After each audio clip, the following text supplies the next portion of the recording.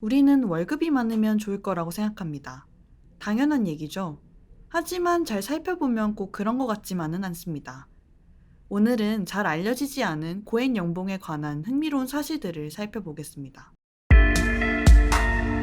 넥슨은 지난 2월 우수인재 확보를 위해 신입사원 초임 연봉을 800만 원 올리기로 했습니다. 넷마블, 컴투스, 게임빌 등도 개발 직군 연봉을 잇따라 800만 원 올렸으며 NC소프트는 1,300만 원, 크래프톤은 무려 2천만 원을 올렸다고 합니다.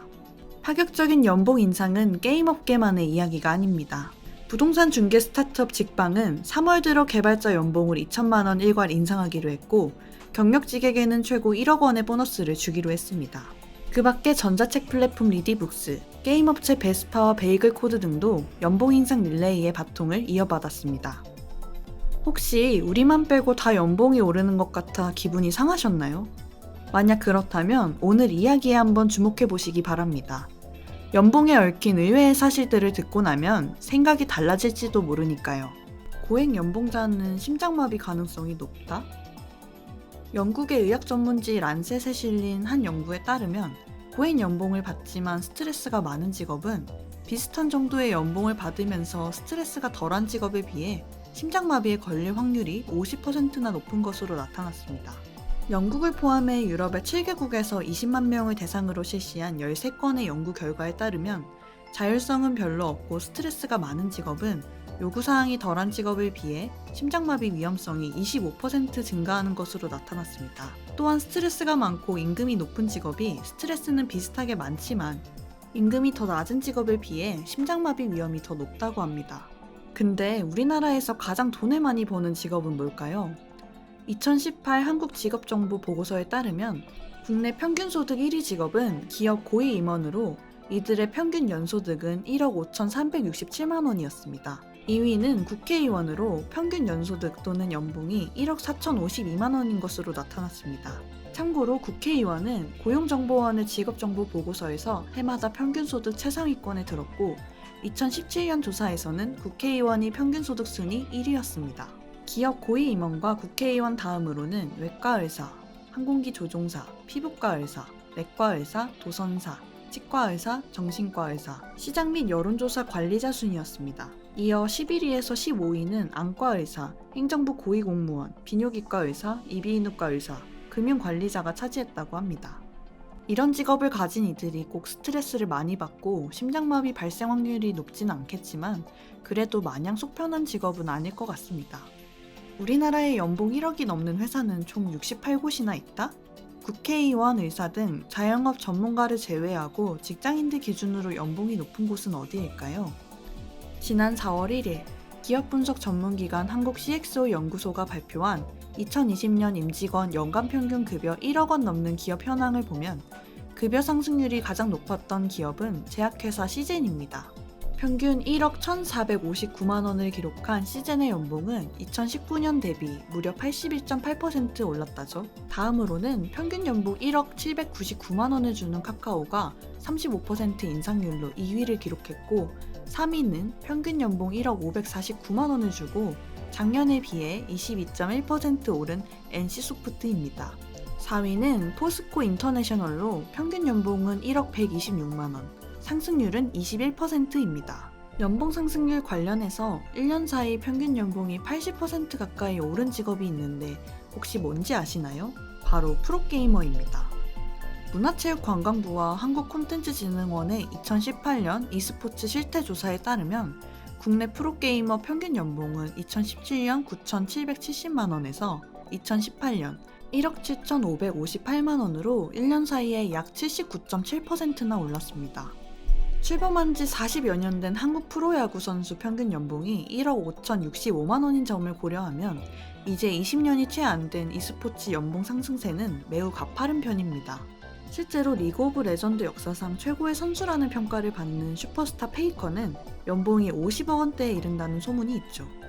실제 연봉은 소속팀과의 계약으로 공개되진 않았지만 업계에서는 적어도 30억 원대에 이를 것으로 추정하고 있습니다.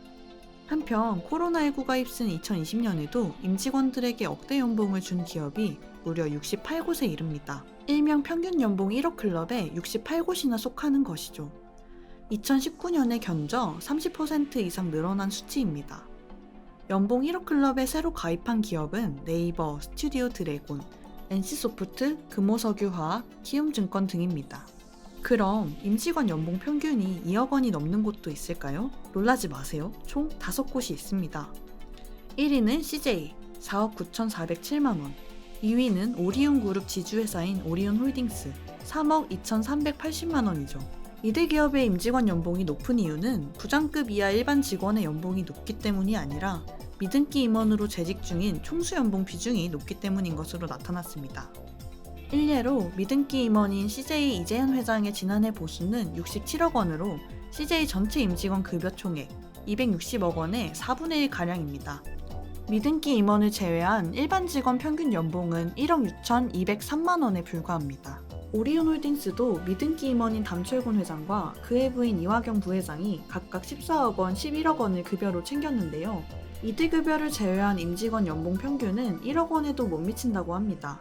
참고로 일반 직원 급여가 가장 높은 곳은 셀트리온 헬스케어로 평균 연봉 1억 9,823만 원이었습니다. 이어 2위는 한양증권 1억 6,557만 원, 3위는 CJ 1억 6,203만 원 순이었습니다. 일부 기업에서는 부장급 이하 일반 직원이 임원보다 더 많은 연봉을 받은 경우도 있었는데요. 2020년 이베스트 투자증권에서 가장 높은 연봉을 받은 이는 최고 경영자나 임원이 아닌 부장급 일반 직원이었습니다. 이 회사 유지훈 부장의 2020년 급여는 16억 5천만 원으로 연봉킹에 올랐습니다. 대통령 연봉은 2억 3,800만 원? 사기업 연봉이 그렇다면 나라 돈을 받는 공무원들은 어떨까요? 공무원 끝판왕이라고 할 수 있는 대통령의 연봉을 한번 알아볼까요? 직장인들이 매년 연봉 협상을 하듯이 공무원도 경제 성장률과 물가 상승률을 반영해 매년 급여가 결정되는데요. 국무회의 의결을 통과한 인사혁신처의 공무원 보수 규정과 공무원 수당 등에 관한 규정 개정안에 따르면 2021년 문재인 대통령이 받는 연봉은 2억 3,823만 원으로 정해졌습니다. 또한 정세균 국무총리는 1억 8,468만 원, 장관급들은 1억 3,580만 원의 연봉을 받게 됩니다. 공무원들의 보수 인상률은 0.9%로 이는 2019년 인상률 2.8%보다 1.9%포인트 낮은 것입니다. 글로벌 금융위기 이후인 2009년 보수를 동결한 이후 12년 만에 최저치라고 하죠. 참고로 어려운 경제 여건 등을 고려해 대통령을 비롯한 정무직과 고위 공무원당, 2급 상당 이상 공무원이 전원 연봉 인상분을 반납하기로 했습니다. 문 대통령은 2019년부터 3년간 공무원 보수 규정상 책정된 금액을 받지 않고 전년도 기준 보수를 받고 있습니다.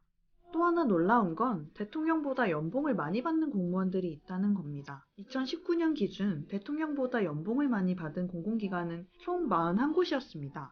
그중 가장 많은 연봉을 받은 기관은 한국투자공사로 한국투자공사 사장의 연봉은 4억 5,200만 원이었습니다. 이는 대통령 연봉의 거의 2배 규모인 것은 물론이고 340개 공공기관 상임 기관장 연봉 중 가장 고액으로 나타났습니다.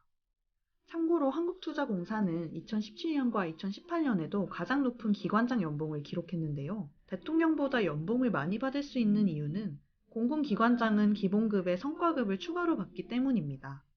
경영평가에 따라 전년도 기본연봉의 최대 120%를 성과급으로 받는데요.